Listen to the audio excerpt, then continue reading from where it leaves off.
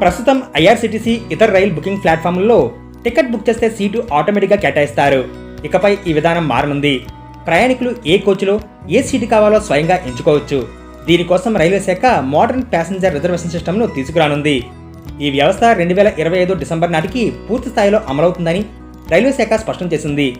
ఈ నూతన వ్యవస్థ అందుబాటులోకి వచ్చాక టికెట్ బుకింగ్ పూర్తిగా డిజిటల్గా, పారదర్శకంగా మారుతుంది. పాత సాఫ్ట్వేర్ లోవర్ బెర్త్ ప్రాధాన్యత, కిటికీ పక్కన సీటు వంటి కొన్ని ఆప్షన్లు మాత్రమే చూపిస్తుంది. కానీ కొత్త సిస్టమ్ సిట్టింగ్ మ్యాప్ను పూర్తిగా చూపిస్తుంది. అందులో ఖాళీగా ఉన్న సీట్లను చూస్తూ మీకు నచ్చిన స్థానాన్ని ఎంచుకోవచ్చు. ఈ మార్పుతో ప్రయాణికులకు ఎన్నో లాభాలున్నాయి. కుటుంబ సభ్యులు కలిసి ప్రయాణిస్తుంటే అందరూ ఒకే కోచ్లో పక్కపక్కన సీట్లు బుక్ చేసుకోవచ్చు. వృద్ధులు, చిన్నపిల్లల తల్లులు, గర్భిణీ స్త్రీలు తమకు సౌకర్యవంతమైన బెర్త్ను ఎంచుకోవచ్చు. రాత్రిపూట ప్రయాణికానికి అయితే లోవర్ బెర్త్ కావాలనుకునేవారు ముందుగానే ఎంచుకుంటారు. పగటి ప్రయాణం అయితే కిటికీ పక్కన కూర్చునే సీట్ను ఎంచుకోవచ్చు. ఈ కొత్త టెక్నాలజీతో నిమిషానికి సుమారు 1.5 లక్షల టికెట్లు బుక్ చేయగల సామర్థ్యం ఉంటుంది. దీంతో టికెట్ బుకింగ్ వేగం గణనీయంగా పెరుగుతుంది. పీక్ టైంలో సర్వర్లు హ్యాంగ్ కావడం, బుకింగ్ సమస్యల వంటి వాటికి ఇది పరిష్కారం. ఈ సదుపాయం ప్రారంభమైన తర్వాత ఐఆర్సీటీసీ వెబ్సైట్ ద్వారా, మొబైల్ యాప్ ద్వారా టికెట్లు బుక్ చేసుకునే ప్రయాణికులు తమకు ఇష్టమైన సీట్ను మాన్యువల్గా ఎంచుకోగలుగుతారు.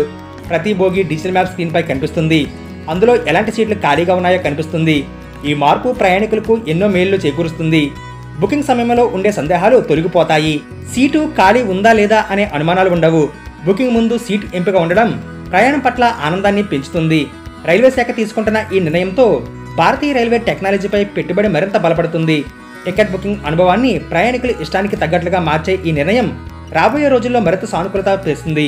విమానయాన రంగంలో ఇది ఇప్పటికే సాధారణం. ఇప్పుడు అదే వాతావరణాన్ని రైల్లోనూ అనుభవిస్తాం. దేశవ్యాప్తంగా 1 కోటి మంది రోజు రైల్లో ప్రయాణిస్తున్న నేపథ్యంలో ఈ ఫీచర్ రైల్వేకు ఒక గేమ్ చేంజర్గా మారుతుంది.